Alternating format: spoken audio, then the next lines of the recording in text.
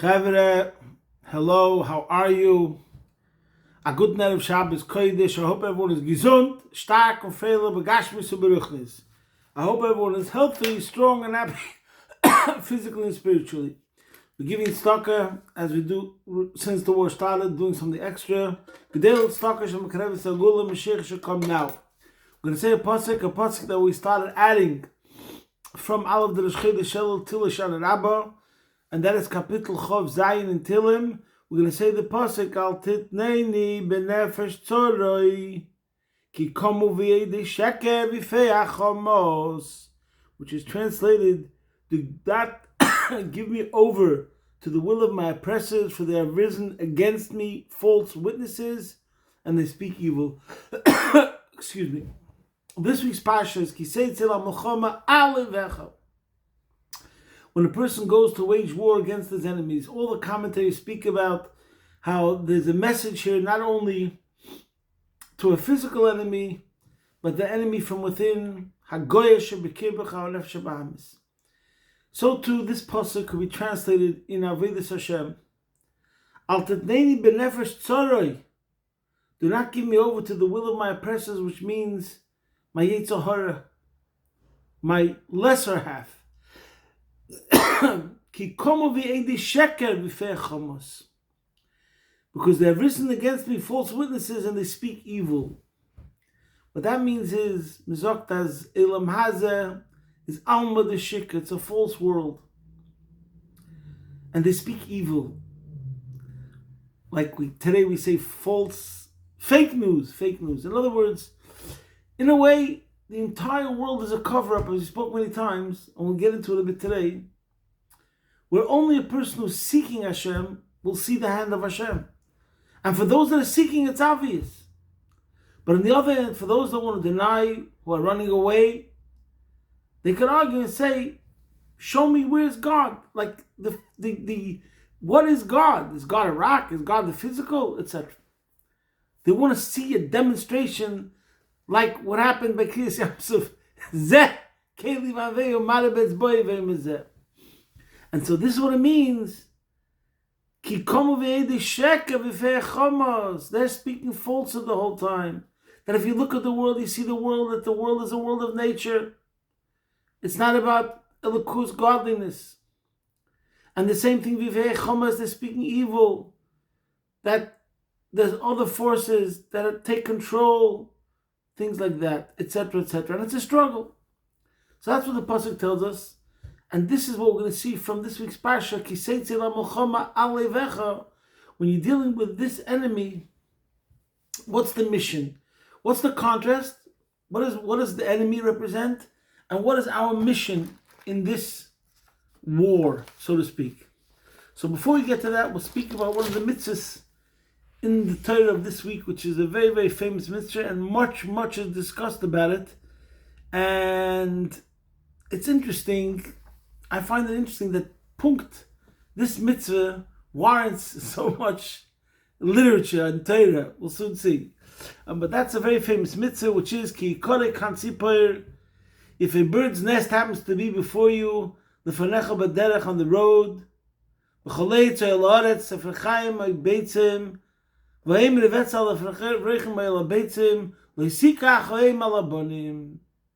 If the bird's nest happens to be before you on the road, or on any tree or on the ground, young birds or eggs, and the mother is roosting on the young birds or the eggs, you shall not take the mother on the young. Shaleach teshalach hasayin. You shall surely send away the mother. Lesabonim, and take the young. Tikach loch for yourself. V'mayin yitav loch, so it'll be good for you. Varach yom, and it'll prolong your days. Now, first of all, many of the commentators bring out this paradox over here. If the mitzvah is about mercy on animals, and that's the point we learn out from this, not causing harm to animals like Tabal L'Chaim, so then why allowed to take the birds? You shouldn't be able to take the birds. Have Rachmanas of the bird, and don't take the bird. You know, Rabbi Tversky used to talk very much about the concept of love, and he would say in the Goyish world, the word love, they don't have the right definition, the right meaning. But in Torah, where love is ava. And ava comes from the word give. It means to give the other. When you sacrifice for yourself for the other, that means that you love them. So Rabbi Tursky used to say, if somebody says, I love fish. If you love fish, leave them alone and let them live in the water. What do you mean you love fish? You love fish, therefore you kill them and you eat them. That's right, you love fish. So it's the same thing over here. If the Torah is trying to teach us to be nice to animals, so it should say, don't take the birds either. Let's say. I know, of course, you're going to ask a question on this, and how is man meant to live? We're going to get to that. But the commentaries do speak about that. Because in this context, there could have been a mitzvah left alone, and would say the purpose of the mitzvah is to teach not to be cruel to animals. And in this case, we'll say, don't, if you see a mother with a bird, leave the family alone. It's a family unit. Leave the family alone. That's one question. Now, interestingly enough, and I find it very surprising that this Gemara is not brought down. It's a Mishnah actually, with the Gemara, which is not brought down in Chassidus too much. I haven't come across it except this week. I learned the Sikh from the Rebbe in Chelik Yotes where he quotes it. That's how I found out about it. I mean, I learned it for sure in my life. It's a Gemara in Berachos and Gemara in Megillah, but I didn't really pay attention to it. And that is as follows: the Mishnah over there in Berachos and in Megillah say like this. In Berachos is Daf Lamed Gimel Amud Beis, and in Megillah is Daf Chaf Aleph Amud Aleph. And this is so interesting because in Berachos and Megillah we're talking about people that would add a prayer. You think, what's so terrible if they add some words in their prayer which is giving more praise to Hashem? How many ways should I thank you? How many ways am I impressed by you, so to speak, touched by you, moved by you? And the Mishnah mentions a couple of things that somebody would say, where we tell them, be quiet, mishatkin, I say. Basically, in a refined way, we say S-H-U-T, stop it, S-H-U-T-U-P. I don't want to say it, it's not able. So the Mishnah says, if somebody says these words, that even to a bird, your mercies are extended to a bird's nest. Your mercy is extended. The Gemara says, the Mishnah says, Meshatkana, you say, you're now allowed to praise the Eibishter in such a way we have to make him silent. And the Gemara says, why? And there's two opinions in the Amoraim. And one opinion is, and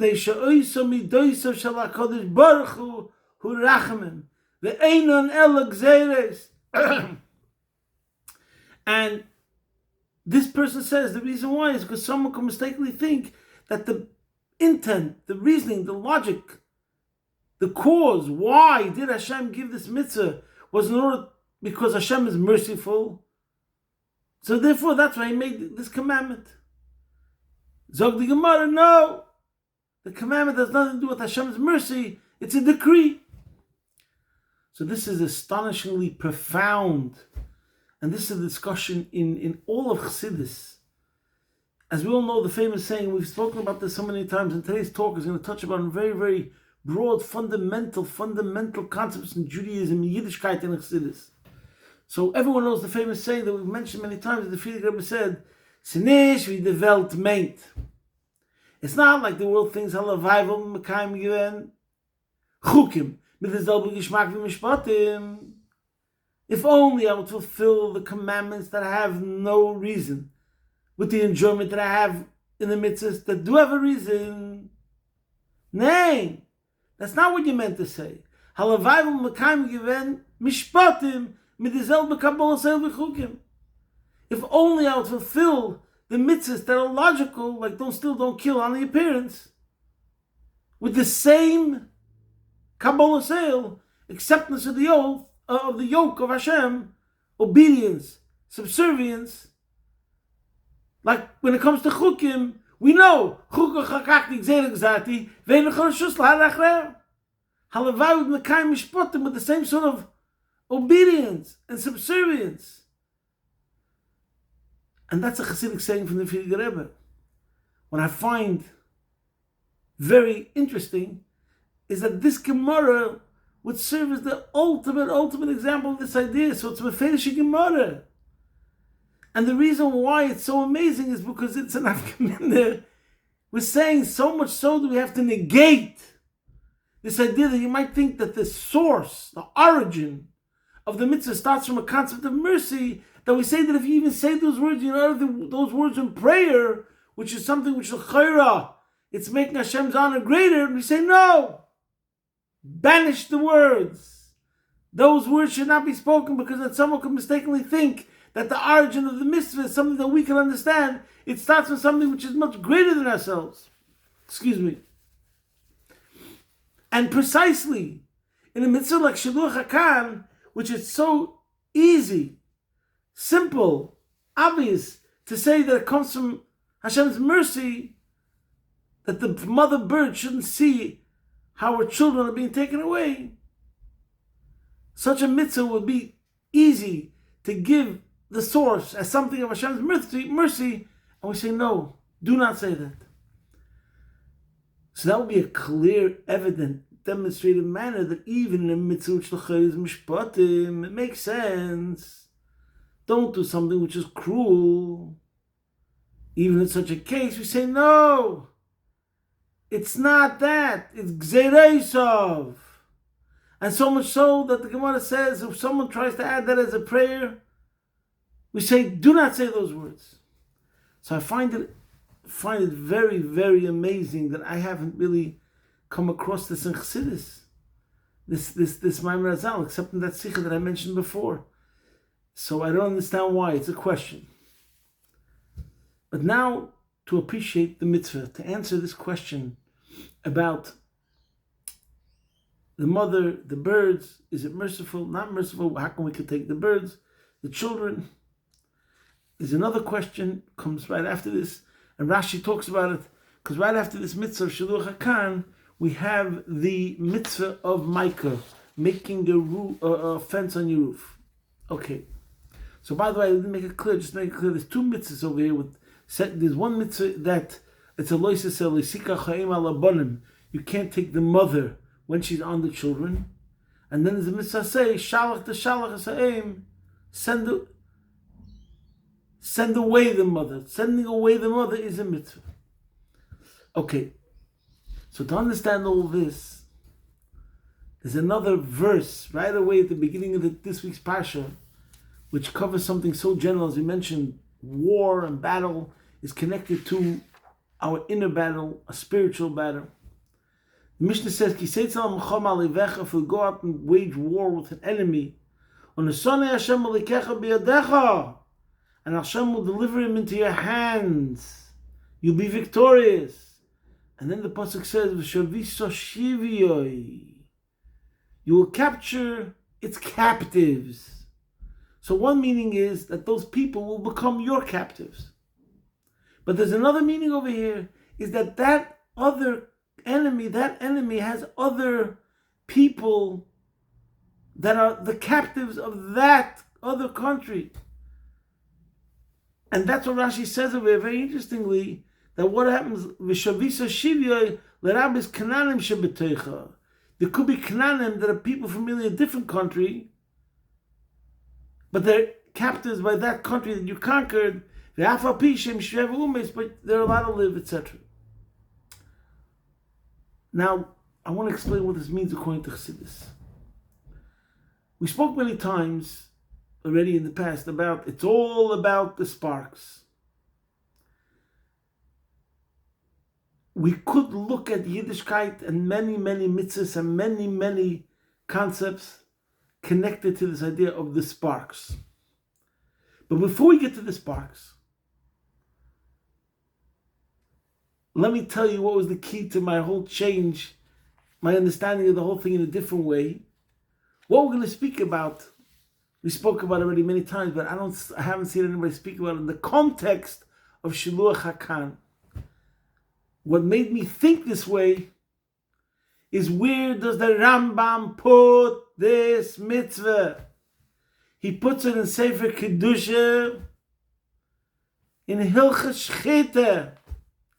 He puts it in the book of holiness, connected to Hilchas Shchita, the laws of how we kill. I don't know how you pronounce Shchita in English. How we do Shchita to be able to eat an animal, to be able to eat a kosher animal. And once I saw that, that was the light that made it all clear to me how you're supposed to look at this according to Chassidus. And that is, let's start at the beginning.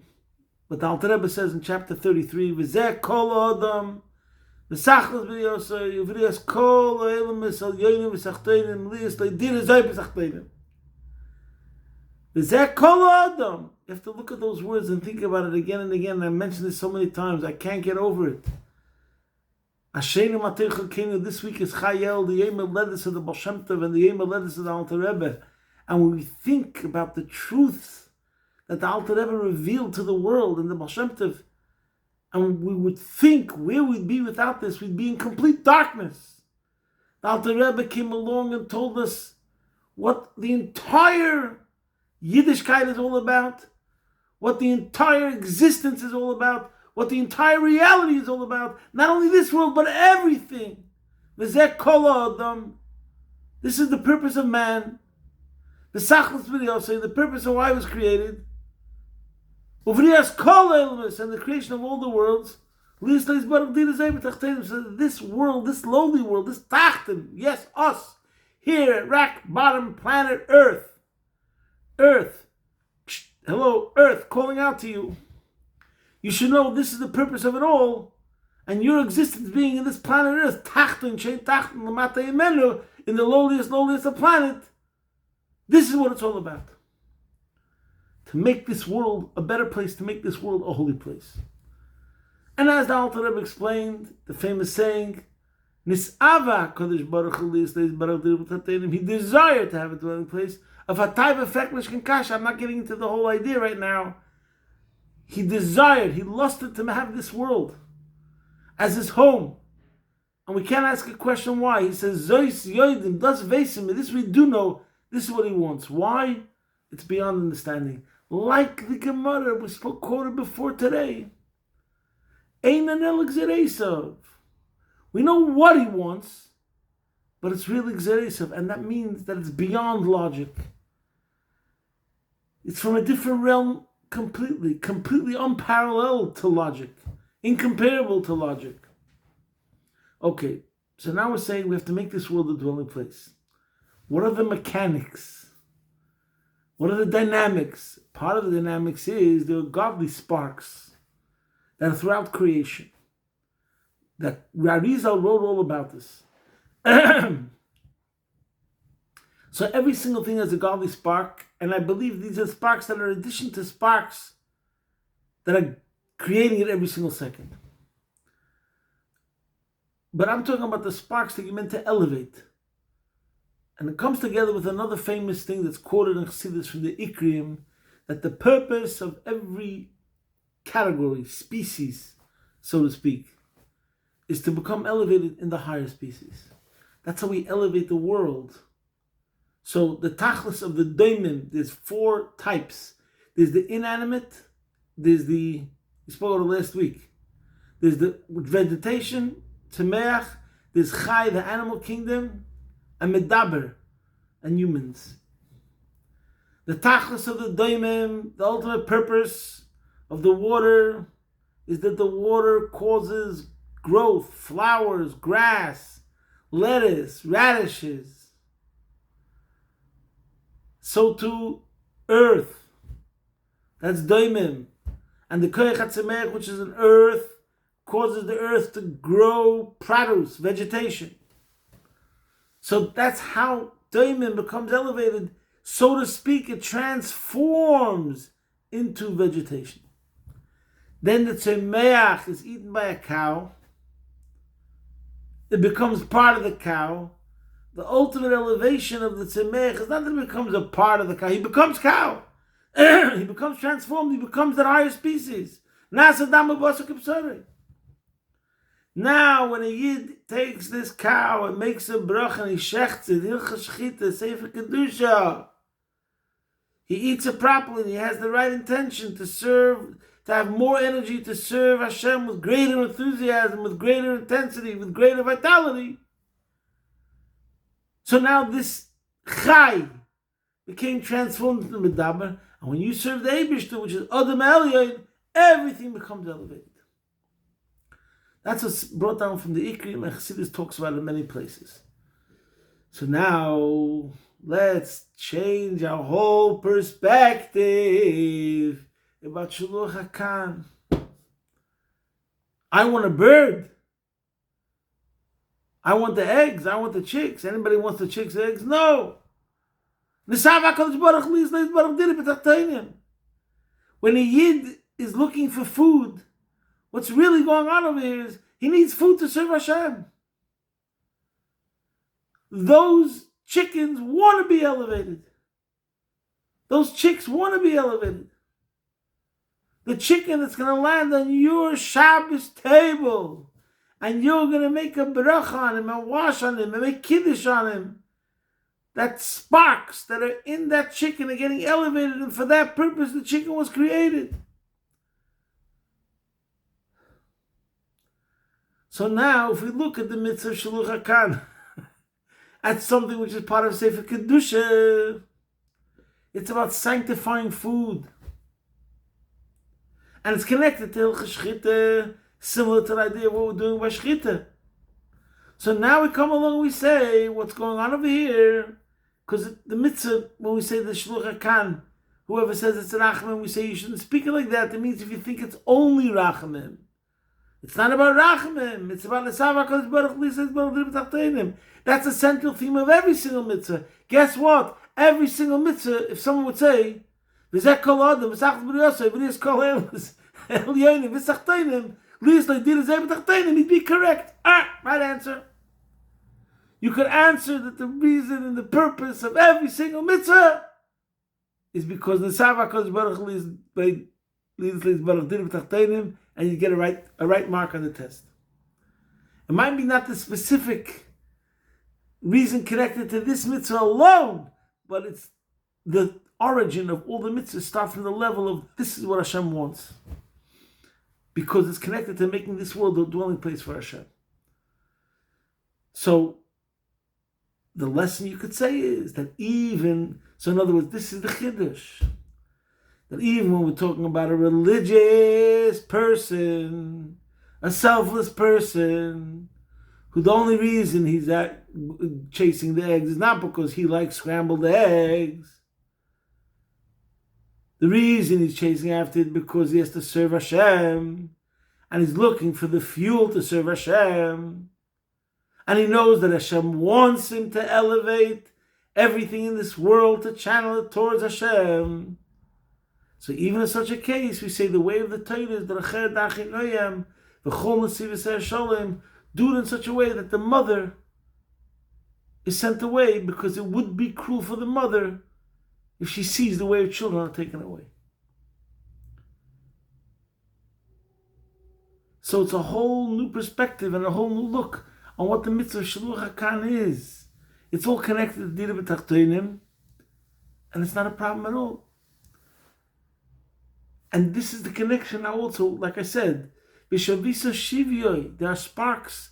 This is one of the interpretations. Let's get back to the beginning of the parsha, and we'll go back to Shiluch HaKan. B'Shavisa Shivyoy means that in every single physical thing that you see, there's sparks. These sparks are held captive, i.e. they're concealed. That's what life is all about all around you. You see a car, you see a phone, you see an apple, you see an orange, whatever you look at in this world. Everything, even things from Shol Krib Satmeis, I don't want to get into that now, we spoke about this many times.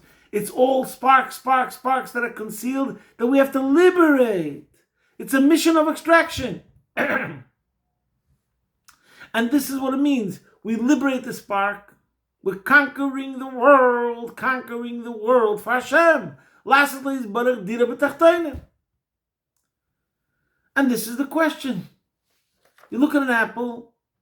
If you're not going to make a bracha on the apple, and if you eat the apple only because your enjoyment, then it's a concealment of Hashem. And it's a cover-up.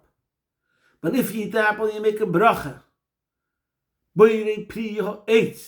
that means you look at why was there eights in the first place to make an apple. there's a tzemeach. And the purpose of the tzemeach was that a medaber ultimately should be able to come to it and eat it. Odom, medaber, and through that will serve Adam Elyon. That means everything is revealed to be godly. They say, Noid, Milvadai, I make this world a dwelling place for Hashem when I reveal all the more, Od Yoter Tov, more and more, how it's Hashem in the world and the godly sparks that are behind everything, and I reveal the godly sparks when I show how it's connected to Hashem. Okay, so now we see the connection between the beginning of the Parsha of Shavisa Shivye and the idea of the taking the birds and elevating them for Hashem. And now we'll go back to a Sikha in Chelik Tes. There's a long Sikha where the Rebbe talks about this mitzvah, but he also connects it with the next mitzvah of Micah. It's a whole Rashi Sikha, so I'm just going to read you the words over here, and I'll try to bring out a point in context to what we said till now. And right afterwards, first Rashi says, "L'man yitav lach," you can live, it's going to be good for you. And Rashi says, "Im mitzvah kal Hashem b'chsor and kiss." If when it comes to a mitzvah where there's no monetary loss, Omra Torah l'man yitav lach v'rachta yomim, that you'll be rewarded, you'll have a long life. Kal v'chemer l'matan schara shel mitzvahs chemurais, that all the more so when it comes to a mitzvah which involves much sacrifice, much difficulties, and monetary loss, so to speak, even though it's not really a loss. So for sure you'll be rewarded. So that's why Rashi is explaining why in this mitzvah, unusually so, it says a reward. There's another mitzvah like Kabbalah Sevicha Semecha L'man Yerichi Yamecha, but the Torah usually doesn't speak about the reward. Hardly anywhere does it say how you'll be rewarded. And over here it says explicitly connected to this specific mitzvah, how you'll be rewarded. Then afterwards it speaks about the mitzvah of making a fence. And Rashi says right after that, in Kiyamta mitzvah Shuluch HaKan, if you'll fulfill the mitzvah of Shuluch HaKan, Soivcha Livnei's Bayis Chodosh, that's going to be part of the reward. You will build a new home with Kayim Mitzvahs Micah, and fulfill the mitzvah of making a fence. Shemitzvah Geres Mitzvah. And then he says, "V'tagia lekerem sode l'bgodim noyim, lekach nismechu pashis halolu." See there, talks about kalayim and shatnez and things like that.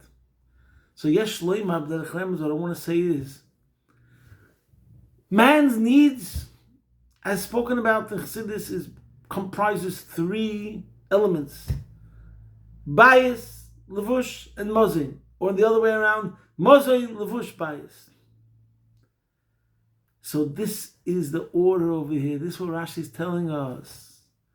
If you will be successful in the realm of mazain, which means that your eating is going to be in such a way that you'll be successful in making a dira betachtoinim in the realm of the needs of man, in the realm of food, so then you'll be rewarded.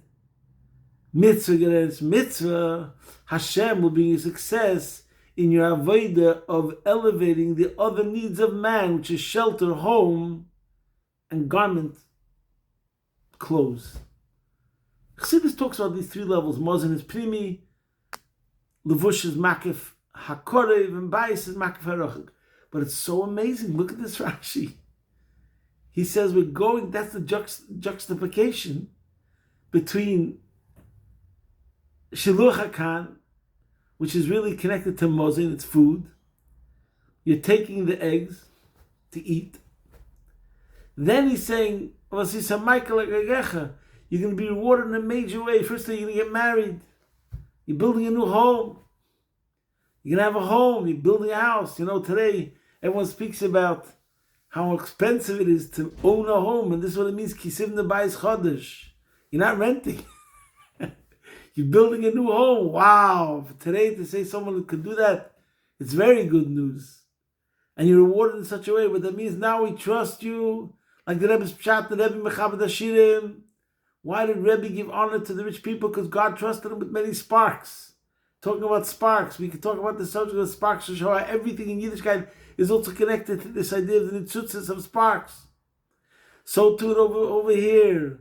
Eibishte is Mechabe, the person who is successful with the Mozain.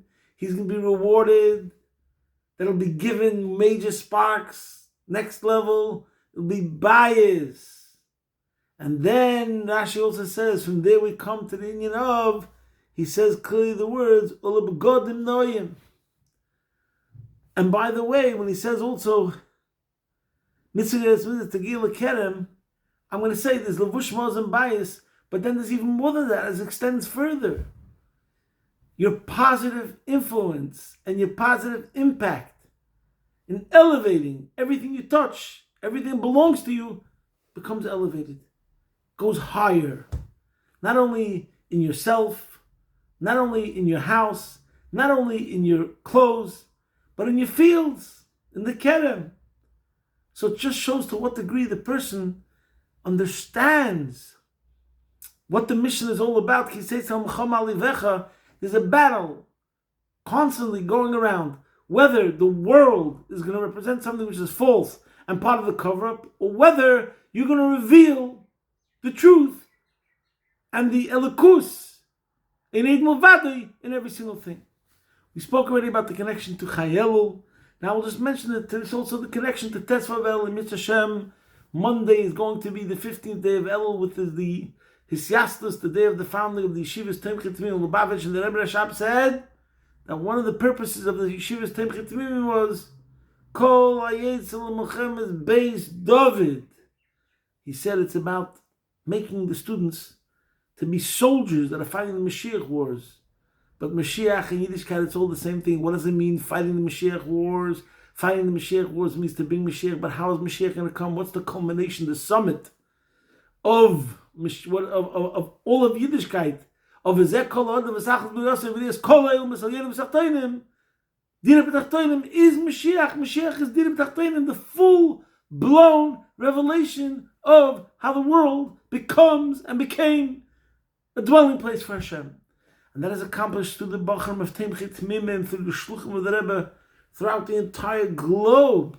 We literally see how the Talmidim, the students and the disciples of Temchet Temimim, have gone through to the four corners of the world, elevated the world, lifted up the world, and are still continuing to do so. And this is the message right now. In the month of Elul, starting from our own, everything starts micro. There's always going to be that struggle. Every single second of our lives, similar to what the Alter Rebbe says in chapter 25. We see the apple. Is this apple going to bring me closer to Hashem? Am I going to reveal the Ened Movadi in this apple? Or the opposite? Is this apple going to turn out to be a missed opportunity? Instead of me revealing the godliness in it and bringing out the sparks of it, what's going to happen is that it might drag me down, and I'm becoming part of the cover-up. Don't be a part of the problem, be a part of the solution. So this is general thought stuff to think about during Elul, how to improve in what areas, whether it's mozain or levush or bias or kerem. Think about yourself, think about your machshav dibur ma'aser. We make a cheshbon nefesh. Think about your machshav dibur ma'aser, think about your seichel, think about your midas, from inward, deep, and then outward. In your mozain, in your levush, in your bias, what's happening in all these areas?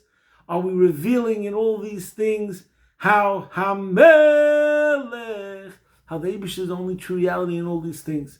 The Eibush should help that by each one of us making already the correct resolutions about Seitzei Milchama Alivecha. And right now we're still in a situation where we need many, many brachas. So exactly so should be Mekuyim, as it says in the first pasuk of this week's parsha, Unesone Hashem Elikecha Biyadecha, and Taka V'Shavisa Shivya. Right now that's Taka the Aslages.